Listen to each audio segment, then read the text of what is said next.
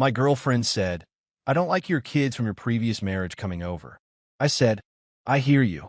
Then I broke up with her immediately. She tried to backpedal when she realized she was the one who had to leave, not my kids. Original post. I, 35 male, operate my life based on a hierarchy of importance that is etched in stone. At the very top sits my children, Leo, 8, and Sophie, 6. Below them is my career as a forensic accountant, which keeps the lights on. Below that is my house, a customized colonial I spent 5 years renovating. Somewhere further down the list was Tiffany, 29. Tiffany and I had been together for 14 months. She moved in 6 months ago.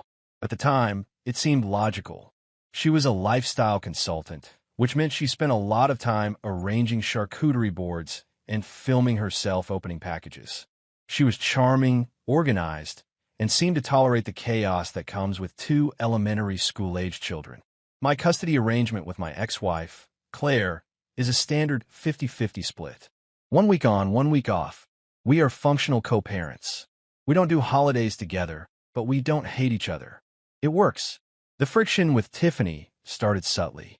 It was little comments about sticky hands or noise levels. I accommodated her at first. I hired a cleaner to come twice a week instead of once. I enforced stricter quiet hours for the iPad. I thought we were just adjusting to cohabitation. I was wrong. I wasn't adjusting. I was being groomed to erase my children. It happened on a Tuesday evening. I was in the kitchen prepping a lasagna for dinner because the kids were coming over the next day for my custodial week. Tiffany was sitting at the island, scrolling through her phone, sipping a glass of red wine that cost more than my first car. She put the phone down and sighed, a heavy, theatrical exhale that usually signaled a serious talk. Grant, she said, we need to look at the calendar. Okay, I said, layering noodles. What's up? Birthday party? No, it's about the kids coming over tomorrow. I was thinking, maybe you could swap weeks with Claire? Or maybe just take them out for dinner and drop them back at her place. I stopped layering. I wiped my hands on a towel and turned to face her. Why would I do that? It's my week. They live here. She took a sip of wine, her eyes avoiding mine. It's just that I have a lot of content to shoot this week. I need the lighting in the living room, and I need silence. Having them running around, leaving toys everywhere, it disrupts the aesthetic. It messes with my workflow. They're in school until 3, I reminded her. You have a whole day.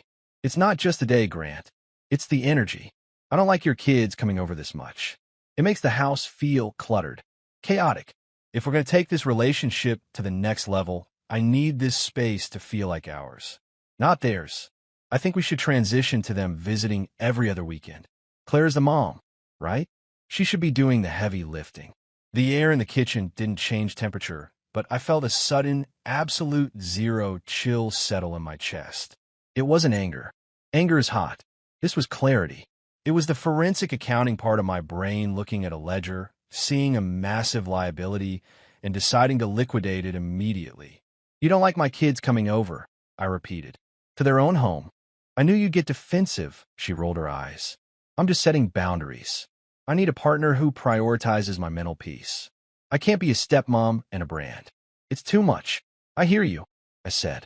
My voice was level. Calm. She smiled, relieved. She thought she had won the negotiation. She thought she had successfully rebranded my custody agreement. I'm so glad you understand, babe. It's really for the best. We can have date nights. We can travel. You're absolutely right, I interrupted. Boundaries are essential, and priorities are non-negotiable. I walked over to the drawer where we kept the spare keys. I took the spare house key off the hook. We're breaking up. Tiffany froze, the wine glass halfway to her mouth. What? We're done. The relationship is over. Immediately, she laughed, a nervous, tinkling sound. Grant, stop being dramatic. I'm just asking for space. And you're going to get it, I said. You just asked me to evict my children from their home so you could shoot Instagram reels. That's not a request for space.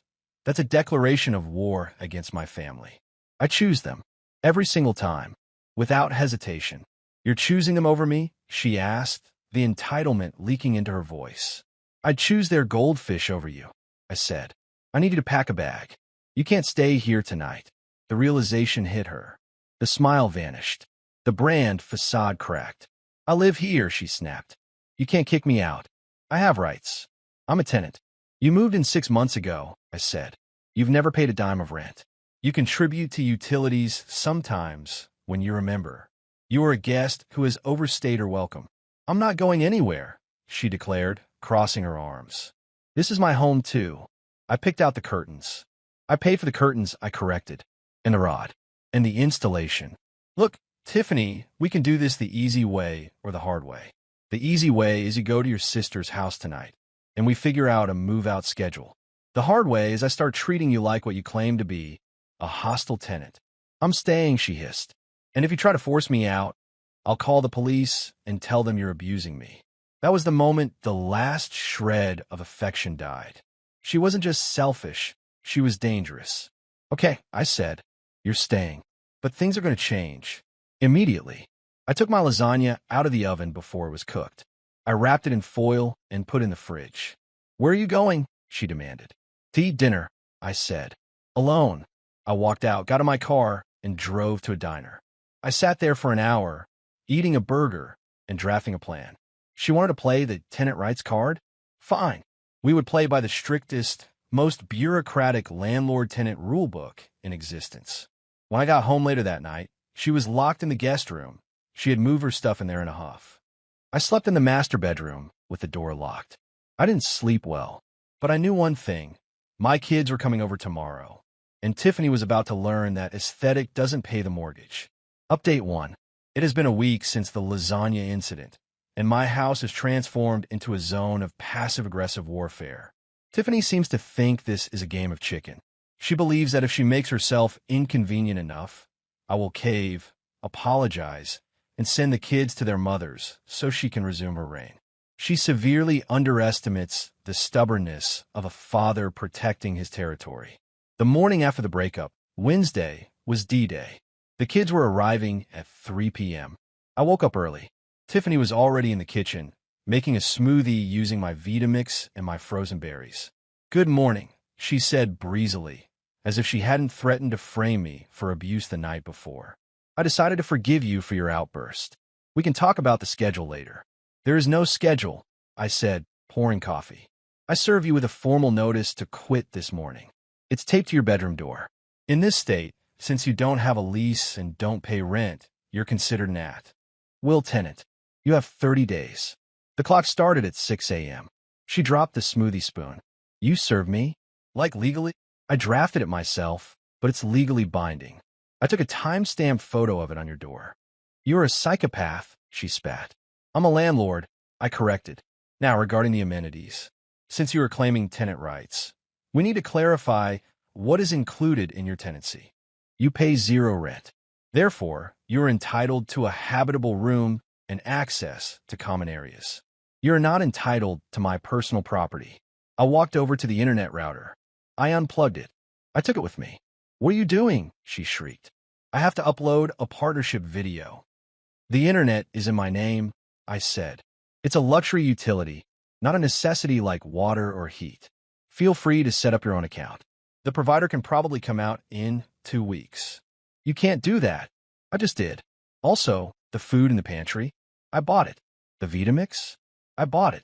Unless you have a receipt, please refrain from using my appliances. I put the router in my car and went to work. When I came back at 3 p.m. with Leo and Sophie, the house was quiet. Tiffany had retreated to the guest room. Daddy, where's Tiffany? Sophie asked, dropping her backpack. She's working in her room, I said.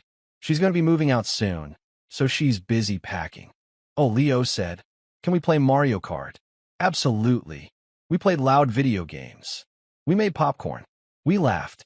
I made sure the volume was just loud enough to be annoying to someone trying to record mindfulness content in the next room, but not loud enough to violate noise ordinances. Around 5 p.m., Tiffany burst out of her room. Can you keep it down? She yelled. I'm trying to record. Leo and Sophie froze. They aren't used to being yelled at by adults in their own home. I stood up. I walked over to her, placing myself between her and the kids. Tiffany, I said, my voice low and hard. Do not raise your voice at my children. If you have a noise complaint, you can address it to the landlord in writing. But this is a common area. It is 5 p.m., and they are allowed to exist. They are screaming. They are laughing. There's a difference. Go back to your room.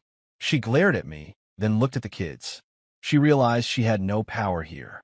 She stomped back to her room and slammed the door.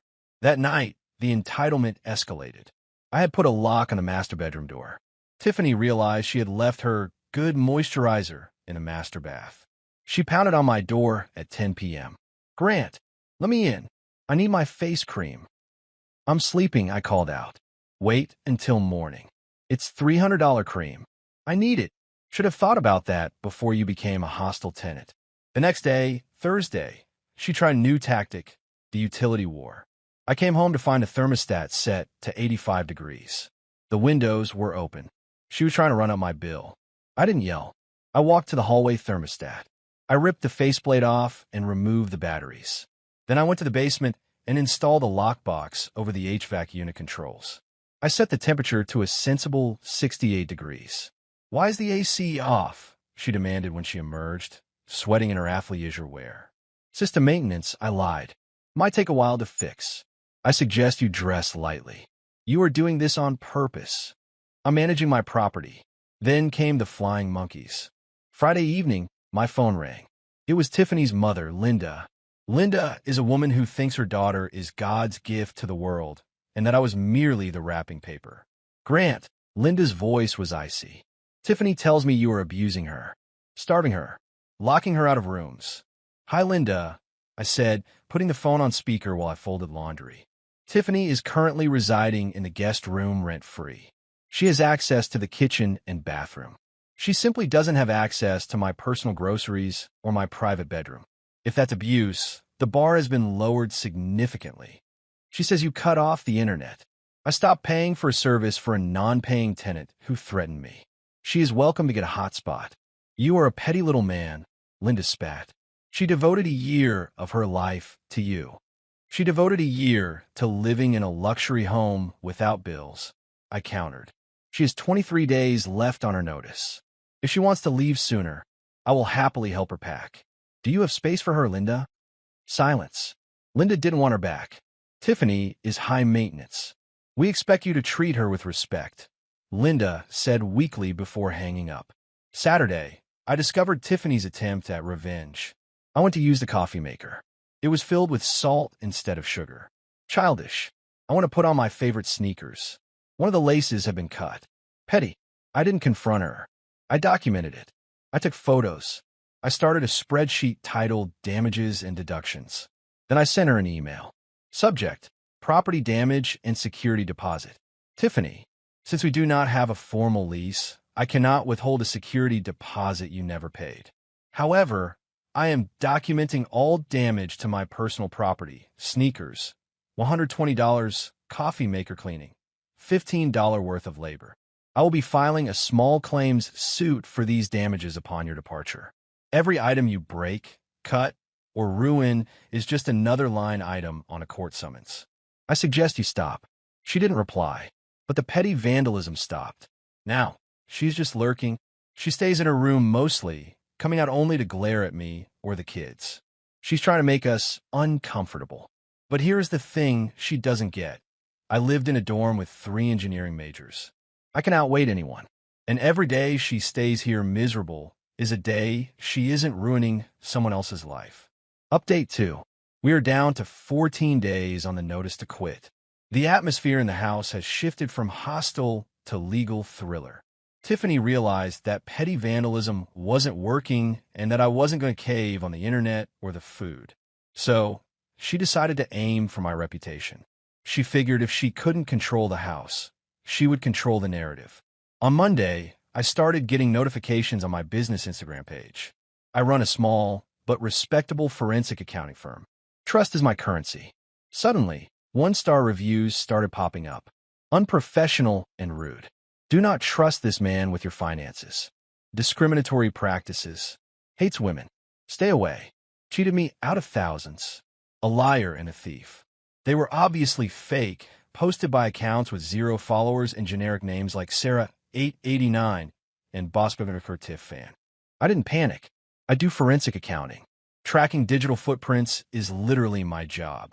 I took screenshots. I analyzed the timestamps. They were all posted within a 20-minute window. Coincidentally, while Tiffany was working in the guest room, I walked to her door and knocked. "Go away," she yelled. "Tiffany, open the door. We need to talk about libel." She yanked the door open. She looked tired. The glow was gone. "What now?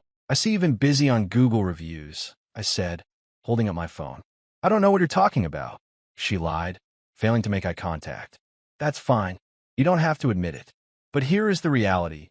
Defamation per se is when you make false statements that damage a person's professional reputation. Accusing a forensic accountant of theft is a career-ending accusation. That makes it actionable." I handed her a printout. "This is a draft of a cease and desist letter. My lawyer is filing it tomorrow. If those reviews aren't down in 1 hour, I'm adding a defamation lawsuit to the small claims action for the sneakers. And unlike the sneakers, defamation damages can run into the tens of thousands. Do you have $10,000, Tiffany?" Her face went pale. "You can't sue me for review. It's free speech." "It's free speech if it's true," I said. "It's libel if it's a lie meant to harm my business." 1 hour. I went back to the kitchen. 50 minutes later, the reviews were deleted. But she wasn't done. Wednesday was the day she tried to weaponize the police again. I was in the backyard with the kids. It was an off week, but I picked them up for ice cream. We were playing tag. A police cruiser pulled into the driveway. My heart hammered. I told the kids to go inside and watch TV. I walked to the driveway. 2 officers stepped out. "Sir, we received a call about a domestic disturbance," the older officer said. "Report says a female resident is being held against her will and denied access to basic necessities." I took a deep breath. "Officers, the female resident is my ex-girlfriend. I served her with an eviction notice 2 weeks ago. She is free to leave at any time. In fact, I will be thrilled if she left. As for necessities, she has water, heat, and electricity. She just doesn't have my Wi-Fi password or my credit card." Tiffany came running out onto the porch, putting on a performance worthy of an Oscar. Tears, trembling hands. "He locks me in," she sobbed. "He won't let me eat." "Do you have keys to the house, ma'am?" the officer asked. "Yes, but..." "So you can leave?" "I have nowhere to go. He's making it hostile." I pulled out my phone. "Officers, I have security cameras in the common areas. I can show you footage of her coming and going freely all week. I can also show you the untouched food in her designated cabinet space. She isn't starving.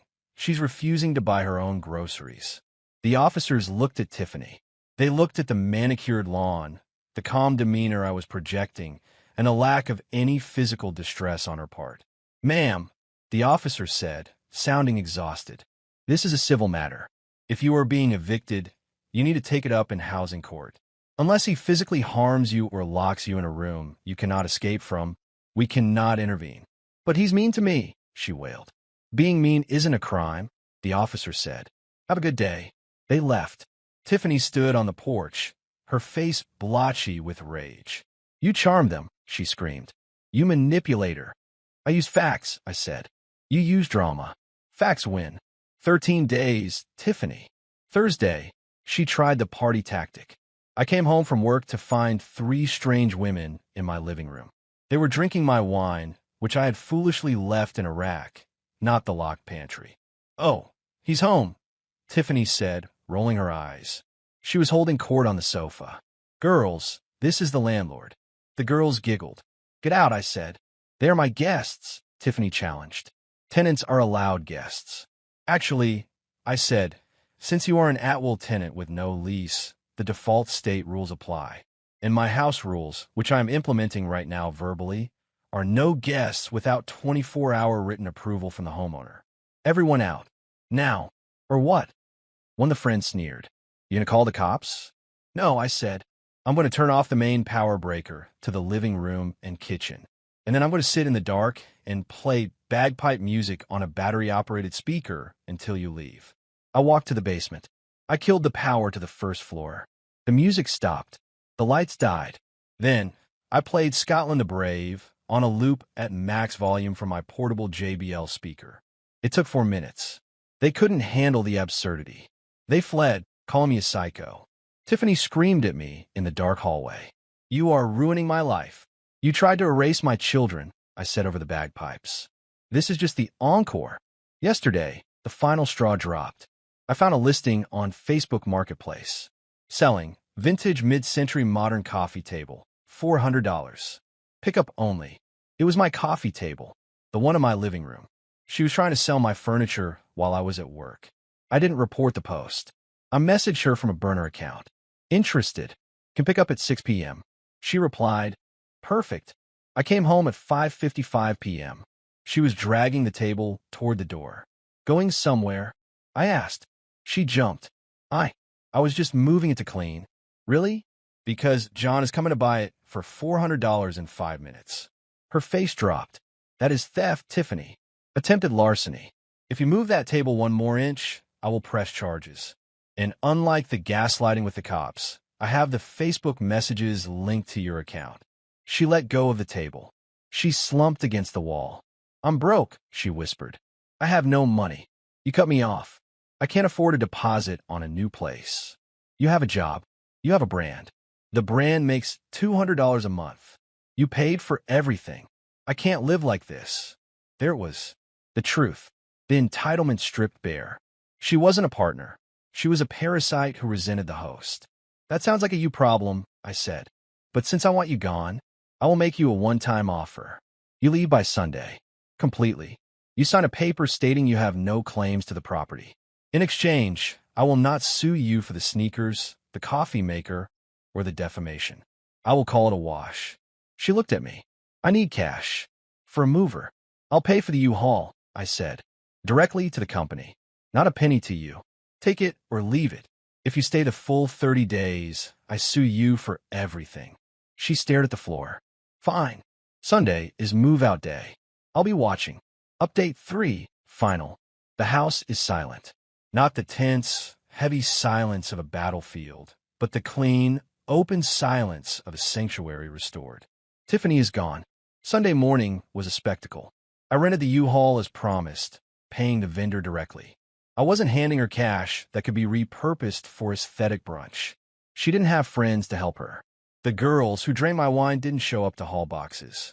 Her mother, Linda, sent a text saying she had a migraine and couldn't assist. So it was just Tiffany, alone, dragging her life out of my house. I sat on the front porch with a cup of coffee, sugar, not salt, and supervised. I wasn't going to lift a finger, but I needed to ensure she didn't accidentally pack my toaster or my artwork. She tried. She walked out carrying a framed print from the hallway. That's mine, I said calmly from the porch chair. I bought the frame, she argued. You bought the frame for my print. Take the print out, leave the art, or leave the whole thing. Your choice. She spent 5 minutes struggling to remove the backing, cursing under her breath, before throwing the print on the hallway table and taking the empty IKEA frame. Keep your stupid art, she muttered. I intend to. It took her 6 hours. By 2 p.m., the guest room was empty. The living room was cleared of her diffusers and throw blankets. She stood in the foyer, holding her last box. She looked at me, expecting something. A regret? A final plea? You're going to miss me, she said. It was a weak attempt at a power move. This house is going to be so boring without me. Boring is underrated, I said. Leave the key on the table. She slammed the key down. I hope your kids draw on the walls. If they do, I'll wipe it off, I said. Goodbye, Tiffany. She walked out. She got into the U-Haul, which she struggled to drive, nearly taking out my mailbox, and drove away. I immediately went inside and rekeyed the locks. I had the kit ready. I wasn't taking chances with copied keys. Then I did a walkthrough. She had left a parting gift, of course. In the guest bathroom, she had poured a bottle of red nail polish down the sink drain. It was dried, caked onto the porcelain and the metal stopper. I sighed. It was petty. It was destructive. But then I remembered the cash for keys agreement we signed. I took a photo of the sink. I texted her, saw the sink. The agreement stated you would leave the property in broom-clean condition with no new damages. You violated the contract. I am filing the small claims suit for the sneakers, $120, the cleaning, $15, and now a new sink pedestal for $100. Expect the summons at your mother's address. She replied instantly. You said you wouldn't sue me. I said I wouldn't sue if you left without issues. Vandalism is an issue. See you in court. I blocked her number. The fallout. The lawsuit. I filed the paperwork on Monday. It's not about the money. It's about the principle. And the record. I want a public record that she destroys property when she doesn't get her way. It's a warning label for the next guy. The brand. I checked her Instagram from a burner account. She posted a photo of her boxes in her mother's garage. Caption, starting over. Sometimes you have to leave toxic environments to find your light. Hashtag, new beginnings, hashtag, survivor. The comments were turned off. I guess the receipts I posted about the defamation had reached her audience. The kids, Leo and Sophie, came over on Wednesday. They walked into the house. Sophie looked around. Is the lady gone? She asked. Yes, I said. She moved out. Can we build a fort in the living room? Leo asked. Like a big one? With all the cushions. You can use every cushion in the house, I said. They built a massive, chaotic, ugly fort right in the center of the living room. It ruined the aesthetic. It blocked the flow of traffic. It looked like a bomb went off in a pillow factory. I sat on the floor inside the fort with them and ate pizza. This is cool, Sophie said. It's cozy. Yeah, I said. It really is. I looked around at my house. It wasn't curated. It wasn't content ready. It was messy and loud and full of crumbs. And for the first time in 6 months, it felt like a home. Tiffany wanted a sanctuary. She didn't realize that a sanctuary isn't about silence and white furniture. It's about being safe with the people who matter. She's gone. My kids are here. The foundation held.